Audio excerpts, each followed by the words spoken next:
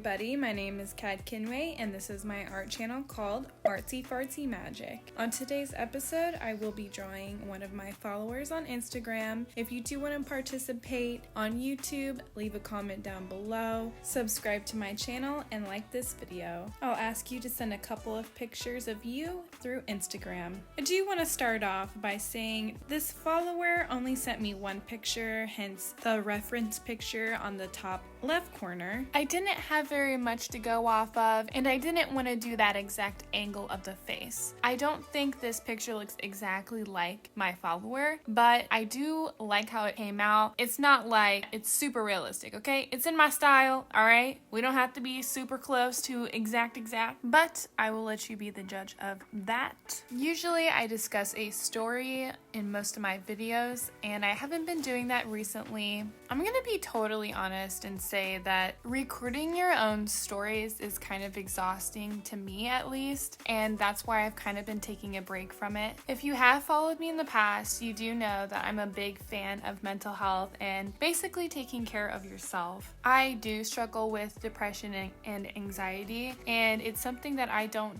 take medicine for anymore just because I didn't like how I felt on it. I just feel like there are better ways for me to cope with my depression instead of medicine. I know medicine works a lot for people and it doesn't necessarily really work for me because I think art helps me a lot with that. Friends help me. You know, being active helps me. I definitely try not to take any medications because I feel like medications nowadays are to mask symptoms and they're not really to actually cure anything, especially in the mental health field. Obviously, people who are schizophrenic or have hallucinations definitely do need to be on medication. I'm not saying medication is completely bad. It's not. I'm just saying I just don't think it really works for me personally. Anyways, that's where my art kind of takes into place. But today, I'm not doing a story about me again.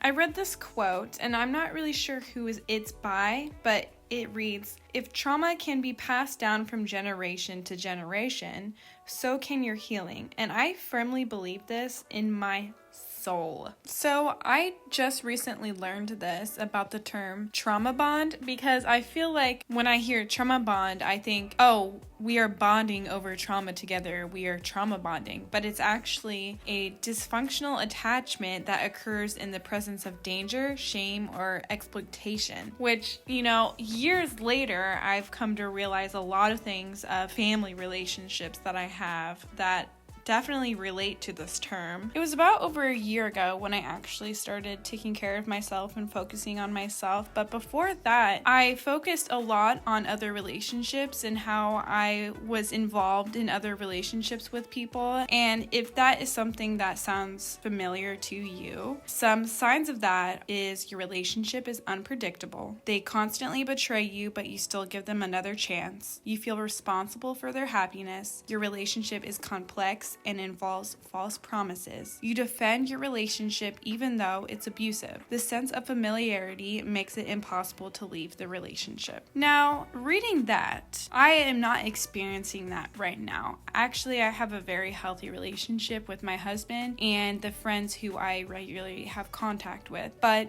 in family relationships, I definitely have experienced this, and I do know friends who are experiencing this right now with their own relationships. So if this is something that sounds familiar to you, I just want you to know that you are heard. There is help for you. Healing is always constant. I'm still healing, and I feel like it's not going to end. It's just going to be more numb. That sounds kind of terrible that you kind of have to desensitize yourself from feeling all of those emotions from the past in order to heal. I feel like that is something that you kind of have to have a mindset about. Obviously, feeling your feelings is definitely important, although it's also important to be aware of what's positive for you and what's negative for your life. Unfortunately, some relationships that you want to be close to, you cannot be close to because of the toxicity. Bottom line, if it's not healthy for you, it's not healthy for you, and you shouldn't have it in your life constantly. I just want to put a disclaimer out there for those of you who don't know. I am not a therapist. I'm a former ER nurse, and now I am a post-op surgery nurse. So yeah, that's my little TED talk for y'all.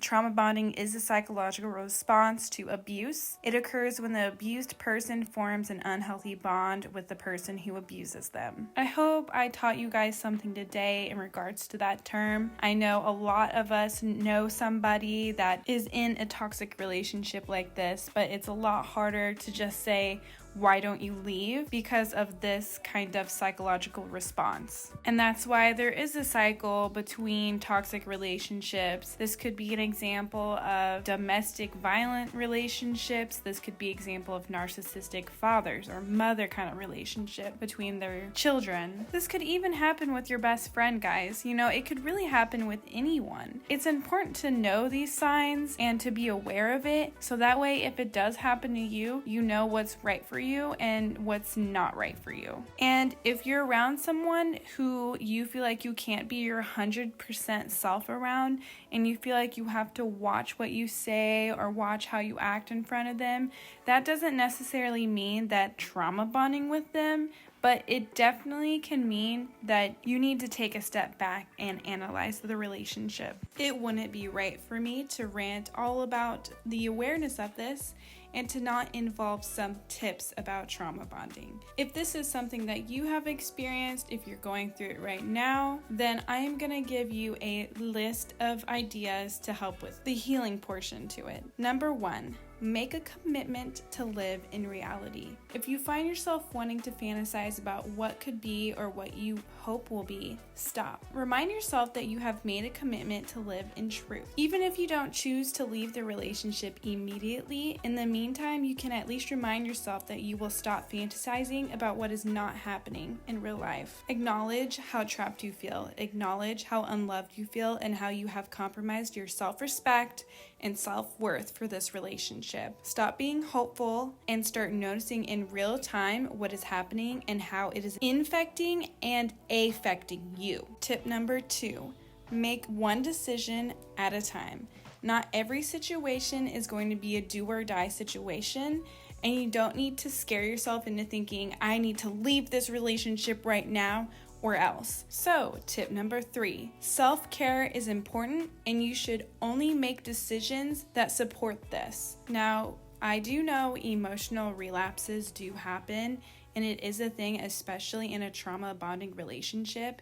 And if you find yourself feeling weak, don't mentally berate yourself, but rather talk to yourself in a compassionate way. Understand that you did make a mistake and reflect on how you can improve yourself. Tip number 4. Now, I know I talked about how you kind of have to feel numb to start healing, but it's also important to start feeling your emotions when they come, because you want to write down your feelings. You want to express your feelings. You don't want to bottle all up and feel like you have to come to this person to validate your feelings, because you know you're not going to get those feelings validated because that person is toxic. They are not going to be there for you like the way you think they are, because you already know of their repetitive abusive behaviors. Tip number 5, you are going to grieve. You have to learn to grieve because you are essentially letting something that is very valuable to you in your life go away. You are essentially,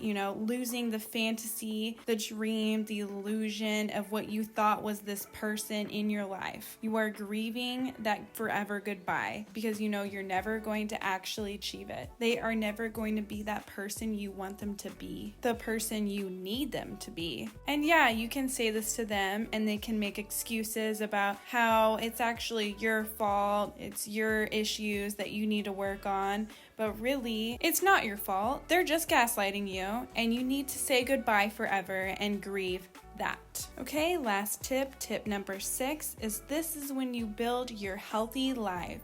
You build your healthy connections, and you really free yourself from unhealthy connections, and you start investing in healthy ones, new ones that actually help you and are there for you. And you start thinking about your children and how you want them to be raised and how you want them to feel loved. Basically, you want them to be happy in this world and to give their children that as well. And for those of you who don't want kids out there, then you don't have to worry about that. Just focus on yourself. I swear to the great whatever is out there, I am done with this TED Talk. Thank you for listening to me.